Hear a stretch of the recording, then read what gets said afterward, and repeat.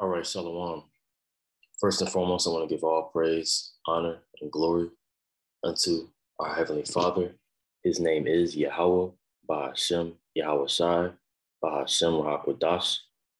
Double honors to the apostles and elders of Great Millstone, who taught us in these times, okay, risking their lives and their freedoms to preach this word across the four corners of the earth, because the devil is coming down with great wrath, okay?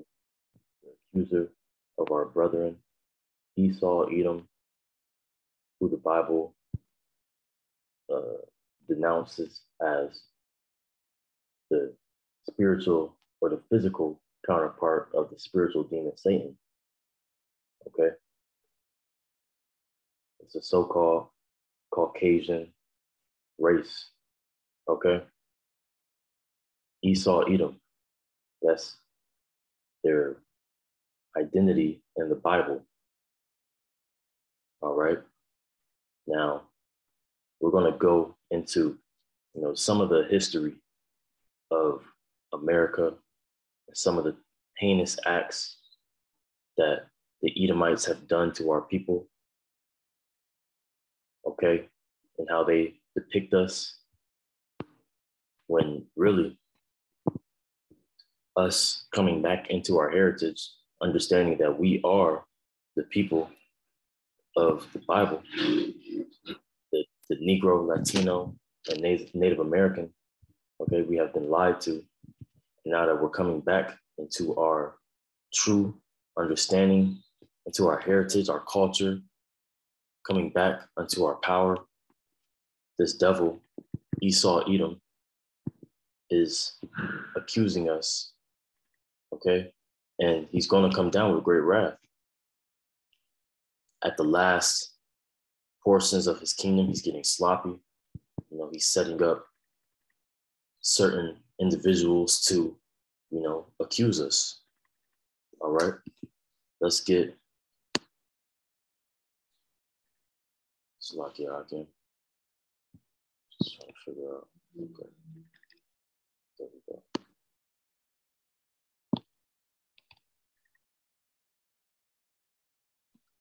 Let's actually get Revelation 2. Okay. And, I'm just, for the most part, I'm just doing this in the spirit, man. But we just gonna rock with it, okay?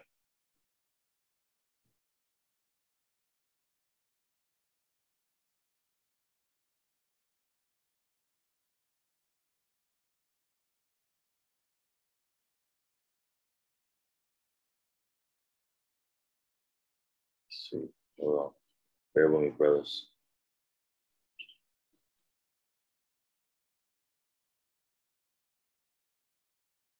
All right.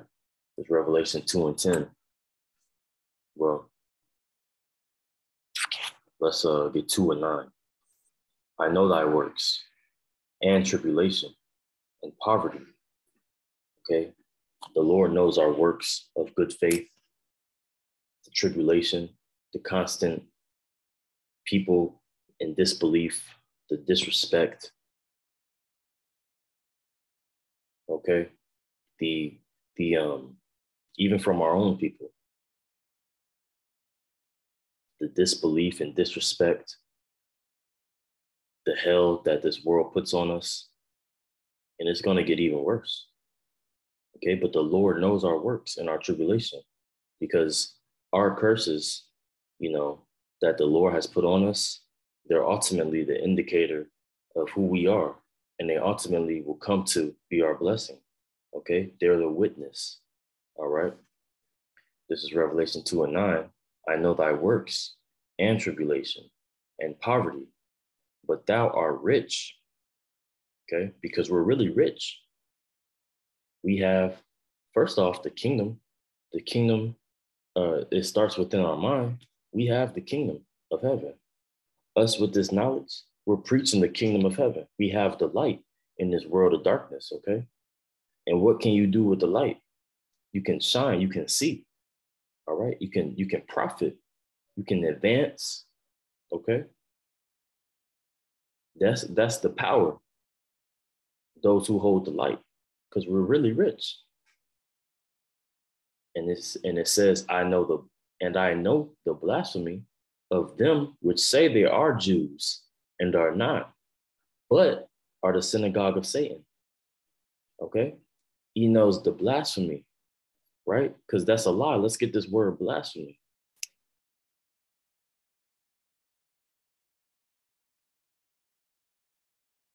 Slander, detraction, speech, injurious, I think that's injurious to another's good name. Okay? Because this devil has casted lies, called us and claimed us to be niggas, spics, okay? Essays and, or even just proverbs and bywords, Negroes, Latinos, and Native Americans, man, we the Israelites. That's our true nationality. Okay? But this devil has taught us that we aren't them. We aren't the chosen people. But when you look into the scriptures, man, it's clear as day. We are the chosen people, man. It's saying in Romans 8, which we're gonna get. We gonna wait on that, man. As we just get some more of this, but we are the chosen people. The scriptures are a witness and a testimony unto us through the curses, Deuteronomy 28, right? And it says, fear none of those things which thou shalt suffer. Behold, the devil shall cast some of you into prison, that ye may be tried, and ye shall have tribulation 10 days. Be thou faithful unto death, and I will give thee a crown of life. Okay, because constant, this event, right? The attack in the New York subway, right? That's going to lead to a lot of tribulation, a lot of persecution, investigations. Brothers might be taken aside and questioned, come to your job. Okay, all that's happening is going to happen. But what did the Lord say? Blessed are ye when you are tribulated, or blessed are ye when you suffer in my name's sake, roughly paraphrasing. Okay? Because the apostles were tried, right? They were beaten for preaching in the name of Yahushua. So why the servant isn't greater than the master? We're going to have to come in that same lot. We claim to be, right? We're going to have to be. So we're just going to go into a couple things. I got a couple videos. Just bear with me. We're not going to play it all. They are kind of lengthy, and I don't want to make this too long, but it is going to be, I just want to get to the point. Okay. So let's get it. Let me make sure. Hold on.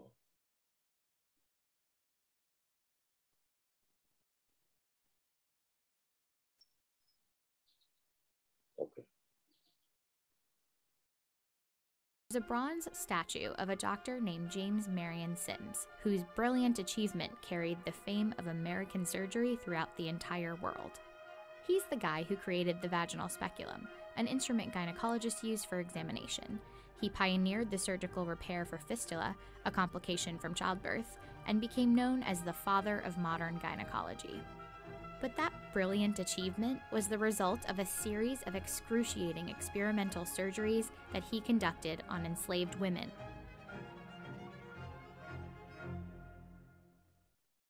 In a lot of ways, Sims epitomizes the story of American medicine for Black women.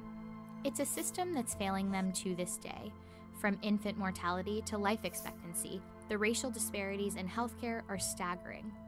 The gulf between Black and white might be widest when we look at maternal mortality, with Black women 3 to 4 times more likely to die in connection with pregnancy or birth than white women. And that divide can be traced back to doctors like Sims, who contributed to a long, largely overlooked history of institutional racism in medicine. Trying to understand a historical problem without knowing its history is like trying to treat a patient without eliciting a thorough medical history. You're doomed to failure. That's Harriet Washington, a medical ethicist and author who chronicled the intersection of race and medicine in her book, Medical Apartheid. While many of the stark racial disparities in healthcare can be attributed to environmental and economic factors like access to good healthcare, studies show that minority patients tend to receive a lower quality of care than non-minorities, even when they have the same types of health insurance or the same ability to pay for care. As African Americans, we've been abused for so long, consistently by the system. Why should we trust it? Why should we go to one ill? And that's iatrophobia. That's a fear of the healer, inculcated by the behavior of those healers, unfortunately. It starts with... I just want to make a point, man. The true healer is Yahweh Bahashim Yahweh Shai, who the world ignorantly calls Jesus Christ. Okay? That's the true healer. And now that we're getting the true healing from the physician, of course, the Assyrian, the Babylonian, the Esau Edom, the ruler of this kingdom, he doesn't want us to be healed. Because what does it say? And, after, I think that's Revelation 7. Actually, I already got Revelation open. Let's see.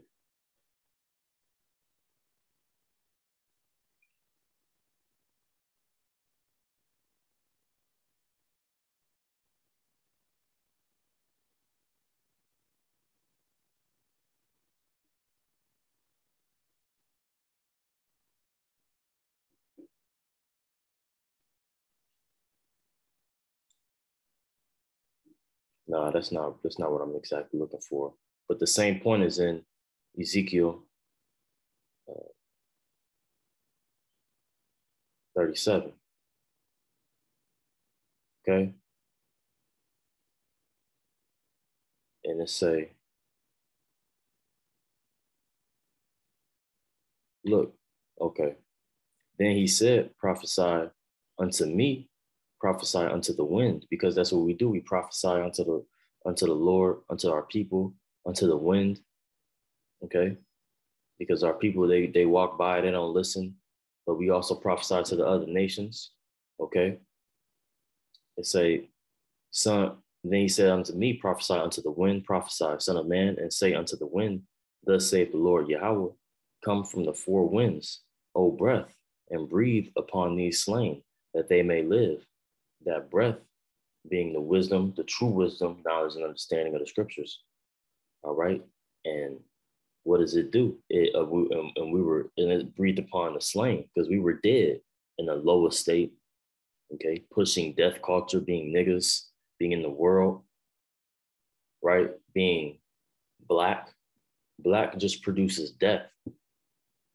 Okay. When you cling to that identity of being black, no light is within blackness. Okay. Gross darkness is what the scriptures call it. That's what our people are in, and still are in today. But we were a part of that as well until we got the breath, right? And we began to awaken out of our slumber. And it say that they may live. Verse 10. All right. So I prophesy as he commanded me, and the breath came into them, and they lived and stood up on their feet, an exceeding great army. Okay. An exceeding great army. That's what the Lord is making. He's making men of war. Isn't the Lord a man of war? So why won't his sons be? Okay. The house of David, right? This is what we are. So as we grew and were healed by the breath and life that's coming into us, of course, our oppressor in this captivity is going to try to put a stop to it, right? Why wouldn't he? Hence, you're going to start to see greater prosecutions, greater draconian measures being taken against us, we might go out on the highways and byways and there be a crowd of people waiting on us, throwing shit at us, right? Which is going to lead into the famine of the word. It's going to come a point in time where these epistles that we put online will be, they're going to be banned, right? Big tech is already, Brother Simeon article, big tech is already, they're looking into, shutting some of this down because they might be held kind of accountable for some of the situations. But now we don't condone any violence. I want to say that up front. Myself, we don't go around holding weapons and, fighting every Edomite that we see, right? The scriptures tell us the Lord's vengeance is his, okay? That's going to come when the Lord is going to start judging you Edomites, okay? Starting with the Amalek, right? And ultimately being, World War III and the nuclear missiles, all right? That's not our that's not us doing this. Now we look forward to it because that means that the kingdom of heaven is coming. We're preaching so we can get up out of here, man. We don't like our lives, working a 9 to 5 every day, begging for a raise and castrating yourself in the office, right? You got to walk around with your nuts in your back pocket, right? Not trying to step on nobody's toes, man. Like you can't be a man in this system, in this society, right? That's why we need to change and learn righteousness, man, because righteousness hasn't flourished in this kingdom. Okay. But yeah, man, that's what the Lord is building up, an army of strong men. Okay. And that's what Esau, he doesn't want, right? What did he try to do in Egypt? Right. He said, kill all the or even when Yahweh Shai was being born, kill all the youngborns, man. Right. And in the time of Moses, man, we kill all the firstborns, man. Right. Because he took them out of Egypt. Right. So, and that's what we coming into today. He's going to try to kill all the first fruit. And that's a lesson right there, man. But, like the elder apostles say, it's lessons within lessons, right? Elder Tahar. So we're going to get slavery. Doctors relied on slave owners for financial stability. They accompanied plantation masters to auctions to verify the fitness of slaves and were called in to treat sick slaves to protect their owners' investments. In 1807, Congress abolished the importation of slaves and in turn pushed Black women to have more children, to essentially breed slaves. Founding Father Thomas Jefferson later wrote, "I consider a woman who brings a child every 2 years as more profitable than the best man on the farm." Around the 1830s, the abolitionist movement led to the rise of what was called Negro medicine, or efforts to identify Black inferiority to justify slavery. And there were polygenists who tried to use both science and the Bible to find proof that races evolved from different origins. The 1830s also marked the beginning of recorded experimentation on Black women's bodies. One doctor performed experimental C-sections on slaves. Another one perfected the dangerous ovariotomy, or removal of an ovary by testing the procedure on slave women. In fact, half the original articles in the 1836 Southern Medical and Surgical Journal dealt with experiments on Black people.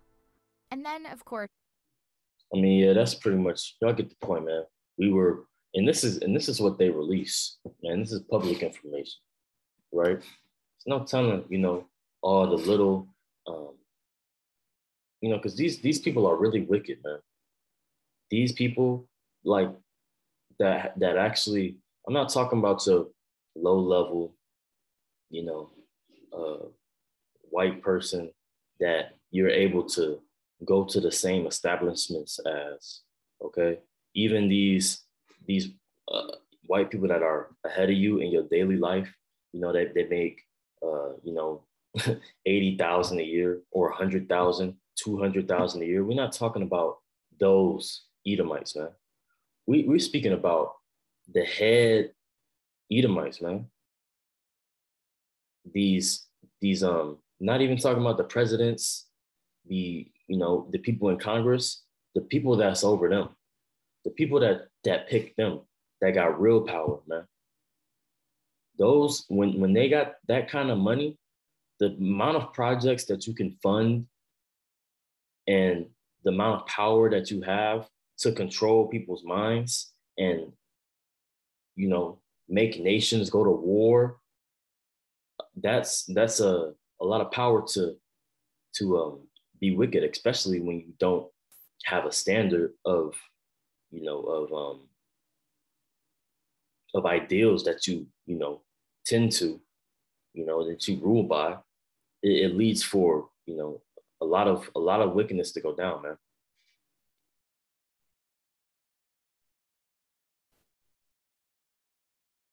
And this is just something else too. We'll get a little bit of this. This video ain't long, but we're not gonna get the whole thing either. Like I said, I mean, these are, you know, Jake has seen this. Man, it's got 11 million views. The other one. I started collecting racist objects when I was a teenager, and the stuff was everywhere. So lucky, yo. Yeah, man. Jake has seen this. This got 4 million, and this got 11 million views. So yeah, man. This skirt is being lifted up. They're able to see that, yo, America is not. They're guilty. Their sins are you know, being uncovered, man, and they actually touching the heavens, right? Lord's will. At a certain point, I ended up with thousands of pieces. I didn't know.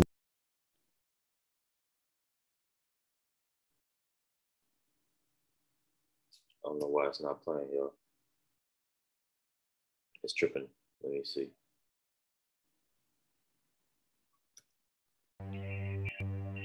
There we go. I started collecting racist objects when I was a teenager, and the stuff was everywhere.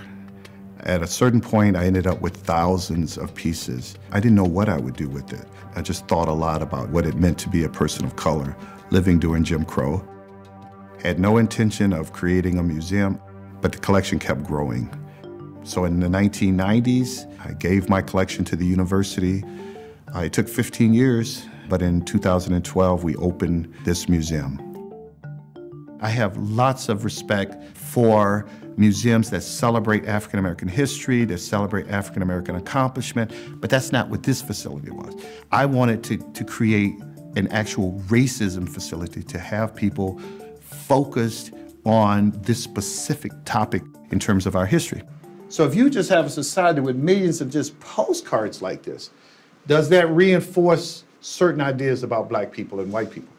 Some of the best discussions we have in the museum are about the word nigger, which sounds kind of weird, by the way, because I'm a sociologist and we don't believe words have any inherent meaning. They're just sound signs that we give.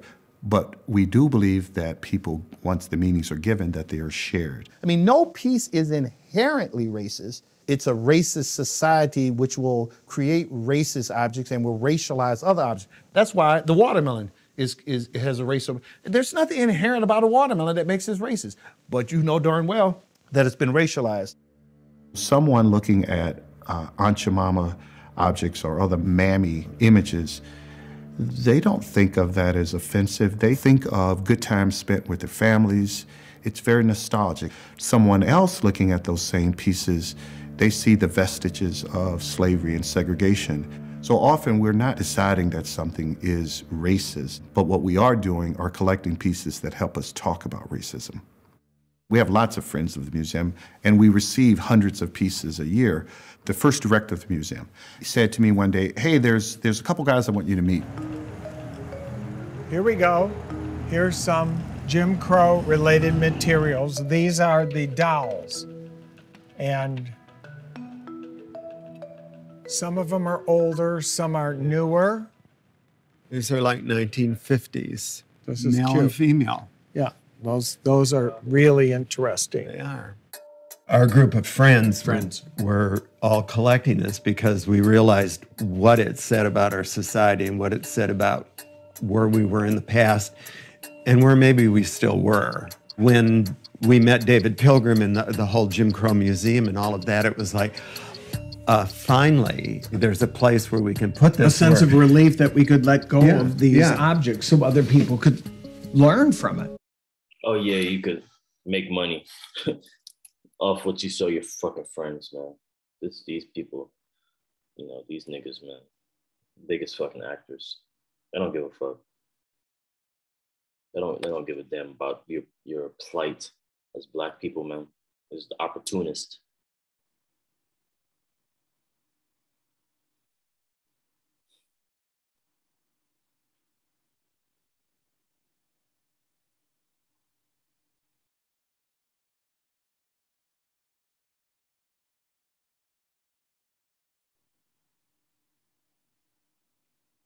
Revelation 13:10.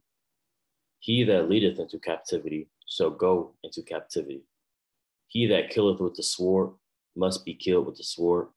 Here is the patience and the faith of the saints. This is your beloved Bible, America, that you don't read. Go to church every damn Sunday, sing 100 fucking songs, put $100 in the plate every Sunday, and don't shit change.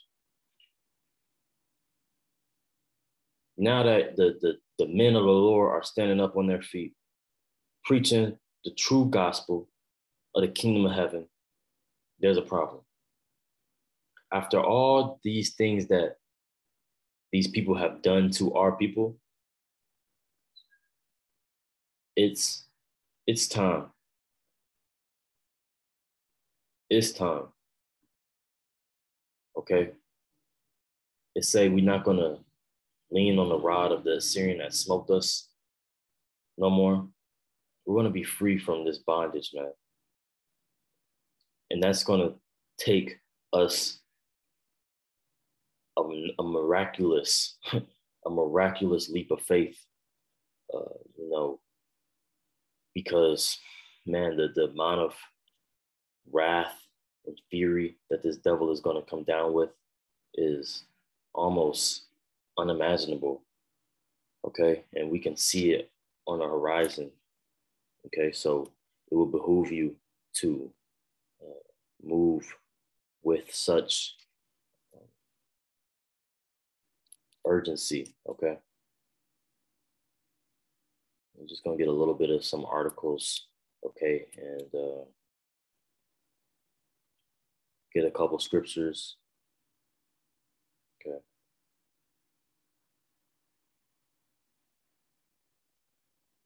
Okay, I just want to get something. This is an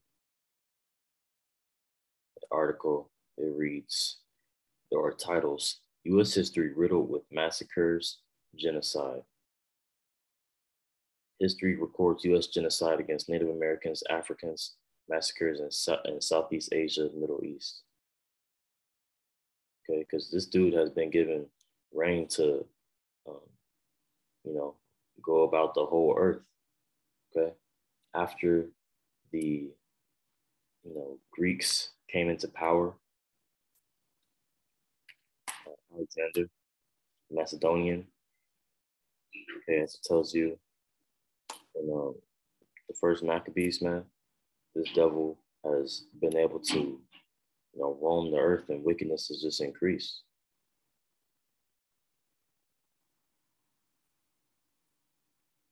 Because believe it or not, man, the Bible is a book of history.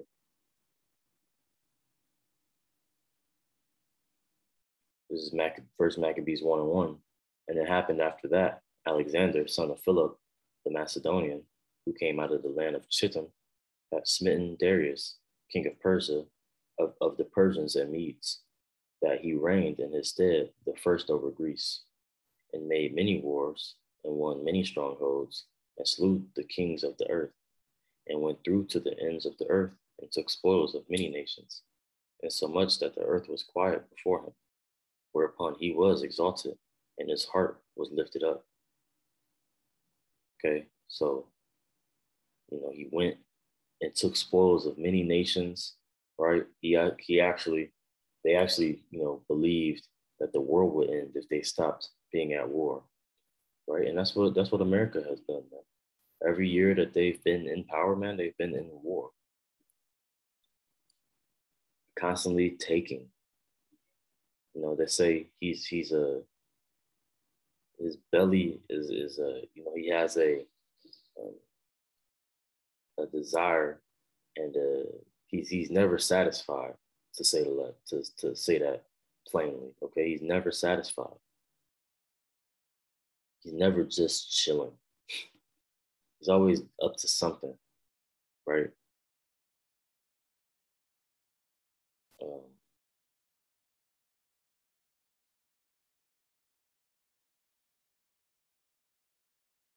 I wanted to get that where I think it says, wickedness increased in the earth.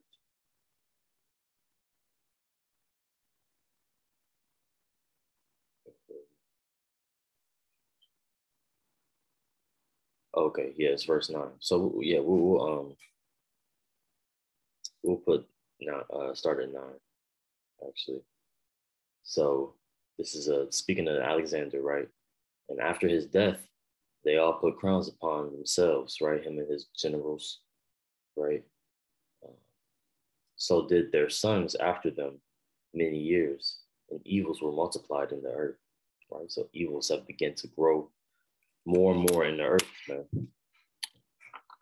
But also, it's a balance, man. As soon as when the evils grow, now righteousness is starting to produce as well. The sons of God are beginning to call on the Most High's name, right?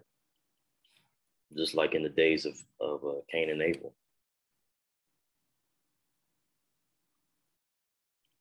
We're beginning to come back unto the Lord.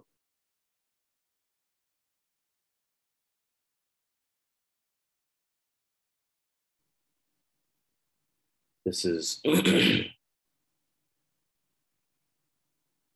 well,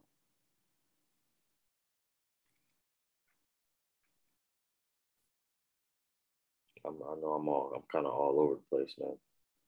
But Salakia. But hopefully, this has been edifying so far to those who have made it thus far. Okay. Because we only speaking unto the elect. This is mostly, this is a form of humbleness, man.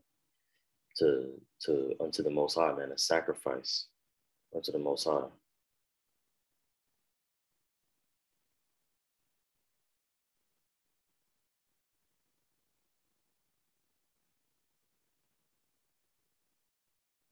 Yeah, man, y'all can just read this article. I'll just get a small portion of it. Almost 100 million indigenous people in the Western Hemisphere have been killed or died prematurely because of the Europeans and their descendants in 5 centuries. And that's complete wickedness, man. Around 12 million indigenous people die within present U.S. Geographical boundaries between 1492 and the 1900s, according to Russell Thornton. And that's, that's a small scale, man. It's way, way more than that. But we're not gonna get the real spill to the kingdom, man, until we, are up in them chariots, Lord's will.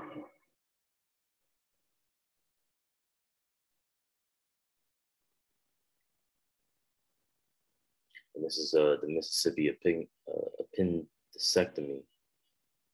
This is what that, if y'all go back and watch this first video, what it will go into is this. Basically, it just causes,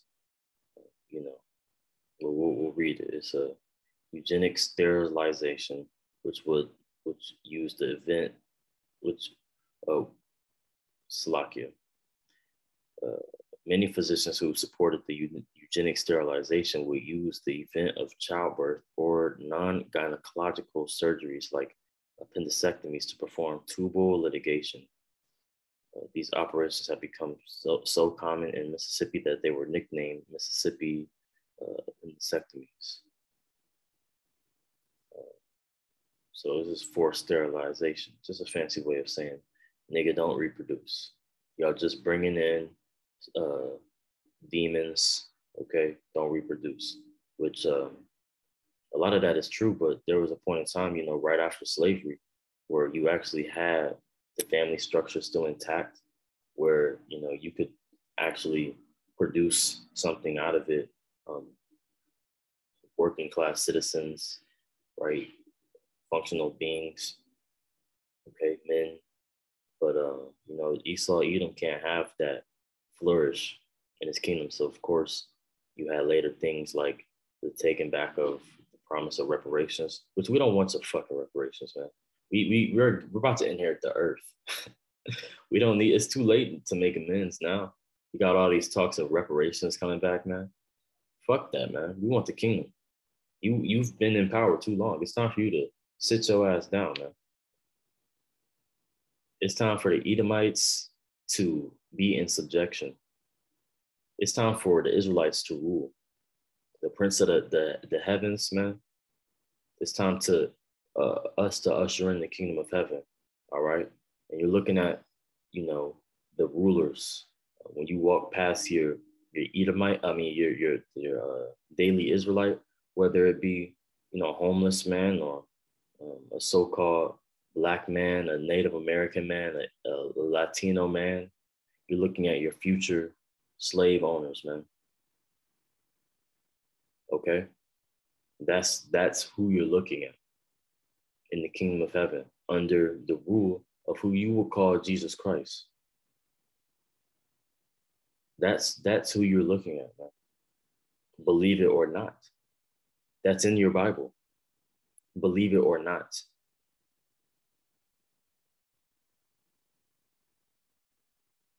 Yeah, man. So it's just forced sterilization. But, you know, what I was saying is, you know, of course, Esau, you know, after the family structure was completely destroyed, you know, he had to implement the crack epidemic and not take away what he promised, the 40 acres and the mule. Because if he did that, man, every Black family would pretty much be more multi-millionaires, man. Because especially how profitable we are. Esau knows how profitable we are, man. It's there. You know how many children, even when children are brought up in bad environments, right? We still have outliers of geniuses, man. Products of you know that of hope, basically, right? You can create an army. Some of those people won't necessarily be, you know, complete demons, but I mean most of them will, because of you know, things such as the crack epidemic, the prison industrial complex, and how lucrative that is, the underground gun trading, you know, black market that goes on, especially in the northern states, you know, such as Chicago, Detroit, you know, New York, even down south, man. So, yeah, man, that's just with all that, you know, Esau has really been able to turn us into you know, complete demons, because as the king is, so are the people, as it says. All right, this is article. It's going to where young Black children used as alligator bait in the American South. And I didn't know this, you know, until I came up to the camp, and they had that on the signs. But this is true, man. Look at this shit. Alligator bait.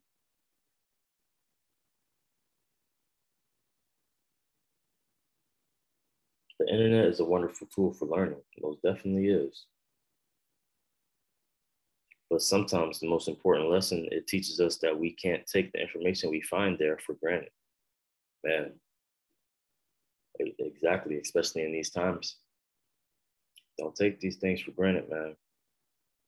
Got a fountain at our fingertips, but it's going to be taken away here pretty soon. A tidbit of historical trivia making social media rounds since the late 2000s purports to reveal a shocking and little known example of racist cruelty in the United States. Past, namely of profit-seeking white hunters in the deep south of the 19th and early 20th centuries used black slave babies to lure alligators out of the swamps to be killed so that their skins could be harvested.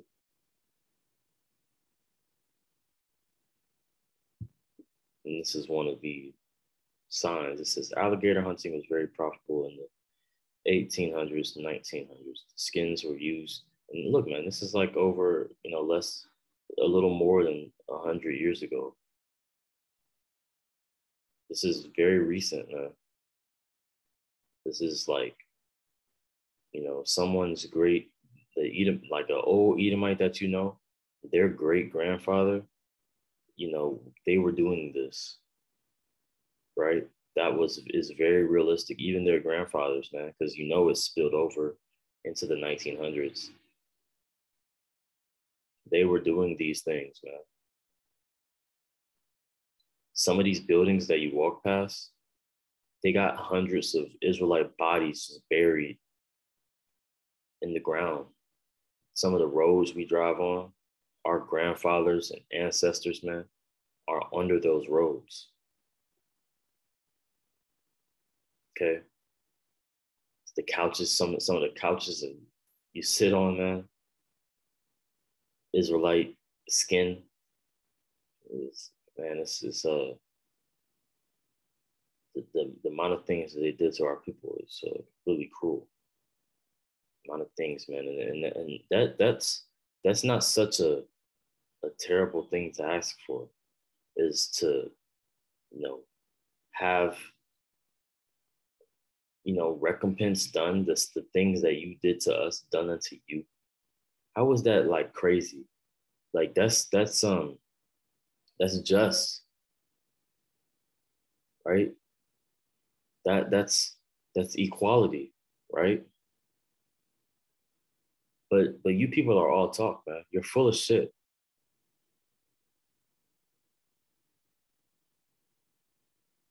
Because look, man, this is your Bible, right?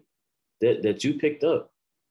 You picked up and claimed that you are the image of God, that you're so just and so fair, democracy, right? You picked up the Bible and took it, man, and just ran with it.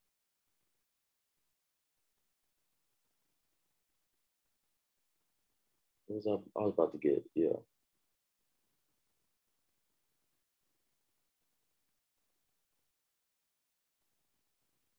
Is it Psalms 83?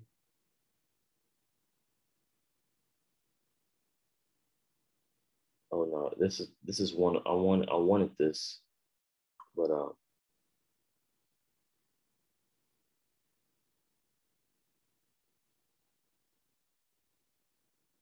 think it's Psalms 53.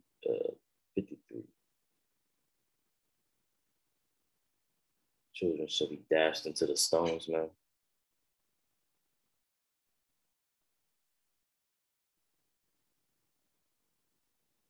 I don't know why my computer is running so slow.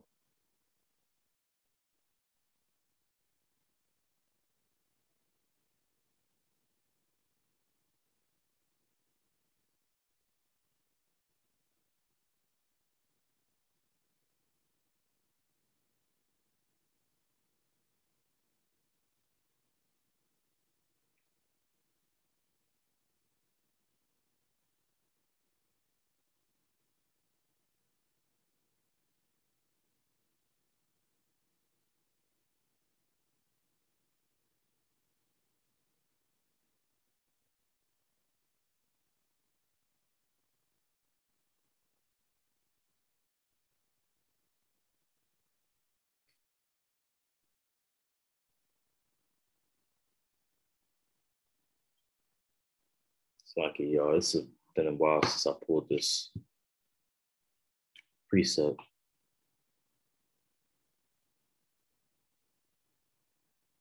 But this is, in your Bible. And so, the beloved, the good book, right? Psalms 137, by the rivers of Babylon, there we sat down. Yeah, we wept when we remembered Zion. We hanged our harps upon the willows in the midst thereof. For there they that carried us away captive require of us a song, and they that wasted us require us mirth, saying, sing us one of the songs of Zion. That's what they had us do when we came over here, man. They had us perform and dance for them, but we couldn't do it with the same energy that we naturally would he meant when we were, in sovereign, right? Best believe the songs that we sung, David in the reincarnation when we were taken into slavery, he didn't sing the same song, do the same dance that he did when he had the ark brought back from Edom, right? When he received the Ark of the Covenants, he didn't hit the same moves, man. He didn't have the same energy. I'm just speaking as a man, but you already know, because it say right here, they required a song and required us mirth, man. But how can we do that, man? We were just taken captive. And say, verse 4, how shall we sing the Lord's song in a strange land? If I forget thee, O Jerusalem, let my right hand forget her cunning. We'll jump down. Verse 7. Remember, O Lord, the children of Edom and the day of Jerusalem, who said, raise it, even to the foundation thereof. O daughter of Babylon, who art to be destroyed. Happy shall he be that rewardeth thee as thou hast served us. Happy shall he be that taketh and dasheth thy little ones against the stones. That's in your Bible, man. That's in what you have claimed to be the good book, right? Which it is a good book, but there's a balance to it, man. It's a good book for us. But if you're an Edomite, look, the children of Edom in the day of Jerusalem. What's the day of Jerusalem, man? The kingdom. We're coming. We're on the doorstep of the day of Jerusalem. Happy is say. We'll read it again. Psalms 137 and 9. Happy shall he be that taketh and dasheth thy little ones against the stones, like you did to our children.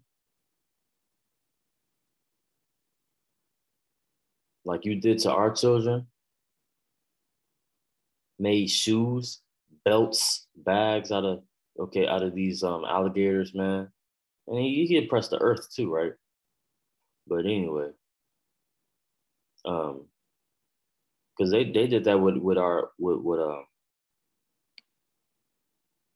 our people as well. They made shirt belts and couches and used our skin for leather. But look, man, they used our babies as alligator bait. Look at this, man. It's a sign.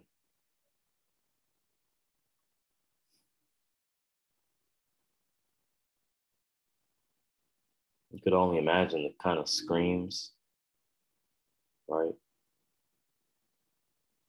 Crying. Because an alligator it kind of tortured it, and so sometimes it'll eat it whole, but man, it take a limb off and kind of swing it around. Only imagine that. We'll get this last point I want to get. Then we'll get a couple scriptures, man, and wrap it up, because this has already been pretty long. But just I wanted to get a couple things, man, because hey, this the Esau is going to try to paint us as the bad guys when this is his history. This shameful, the Let's get it, man. The shameful spewing, right? This is literally his history. And they want to hide this. But this book, the Bible is our history. But they want to hide that too. And they have. Habakkuk 2:16, thou art filled with shame for glory. Drink also, and let thy foreskin be uncovered, right? Their nakedness, their sins, okay? The cup of the Lord's right hand shall be turned unto thee, and shameful spewing shall be on thy glory. Let's look up that word, shameful.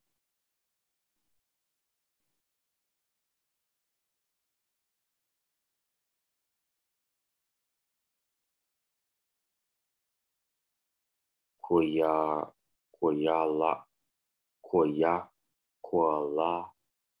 wak,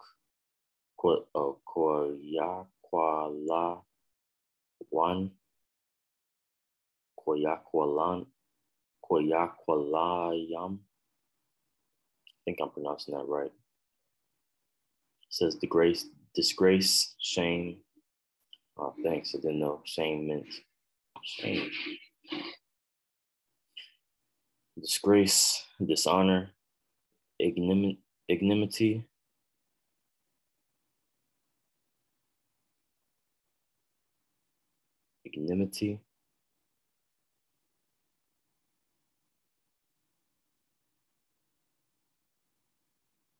public shame or disgrace of being imprisoned, humiliation, embarrassment, right? Because we've been shamed. Shame is a best way to learn,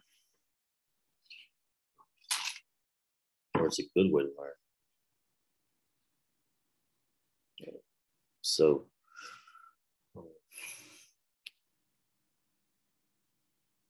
now this is the slave Bible. Okay, just goes. This is might be like a personal blog, but hey man, whoever wrote this is on point. 1807, the year that saw the passing of the abolition of the Slave Trade Act in England, also saw the first edition of another significant document, selected parts of the Holy Bible of the use of the Negro slaves in the British West Indian Islands, otherwise known as the Slave Bible, commissioned by the Society for the Conservation and Religious Education of Negro Slaves. The full title above should warn the reader of its sparse contents. But if it was just a matter of sparse contents, the book could maybe pass without much comment.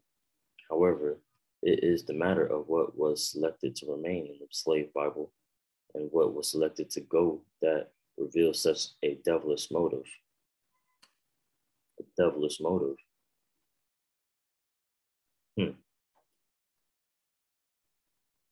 Parts of the Bible that speak of freedom, for example, God rescuing the children of Israel from Egypt, laws about releasing slaves, Psalms that try to cut out Yahweh for help, verses that state how Yahweh Shai HaMashiach, who the world calls Jesus Christ, there is no hierarchy of people, which that's false. Of of course you're equal with your neighbor, but there is discrepancies between Israel and other nations. There's a separation. Got clean things and unclean things. Israel is clean. It's a clean nation.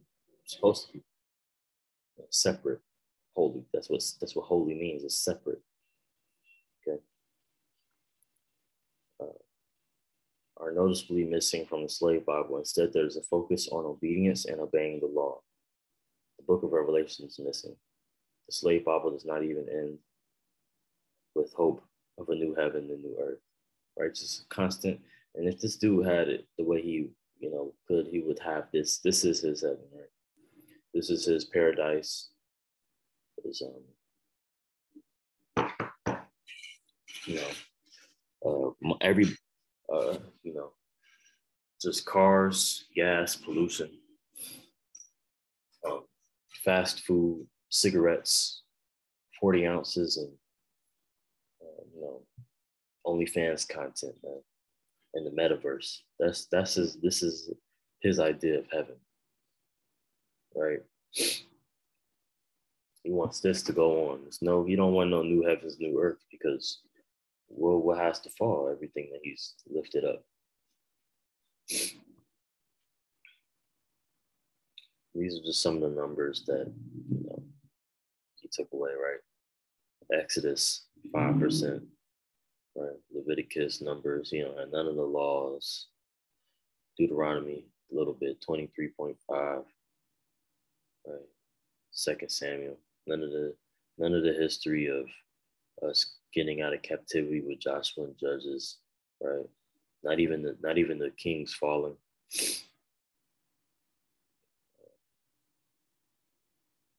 No Psalms, right? Just no Psalms, right?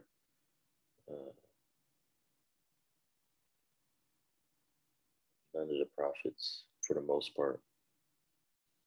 Yeah, man, none of the prophets. Of course, he ain't gonna have Obadiah in that hope.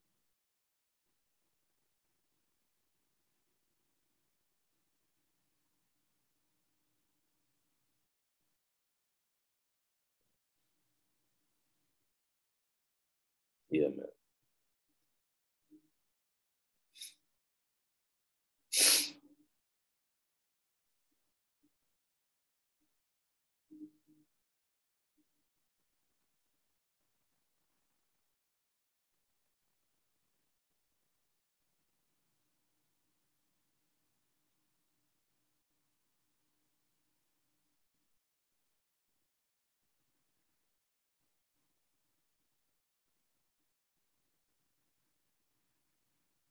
This is Revelation 22:18. For I testify unto every man that heareth the words of the prophecy of this book. If any man shall add unto these things, Yahweh shall add unto him the plagues that are written in this book. If any man shall take away from the words of the book of this prophecy, Yahweh shall take away his part out of the book of life and out of the holy city and from the things which are written in this book.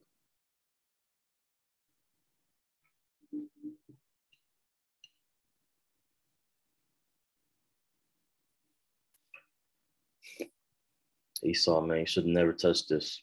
Should have never touched this. You should have never touched. You fucked up.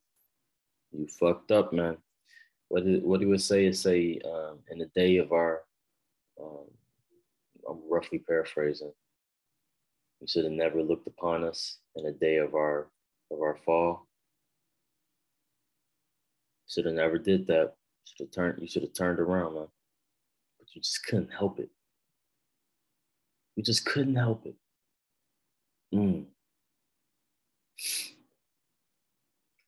This is Romans 8:16. The Spirit itself bears witness with our spirit that we are the children of Yahweh. And if children, then heirs, heirs of the power, and joint heirs with Hamashiach. If so be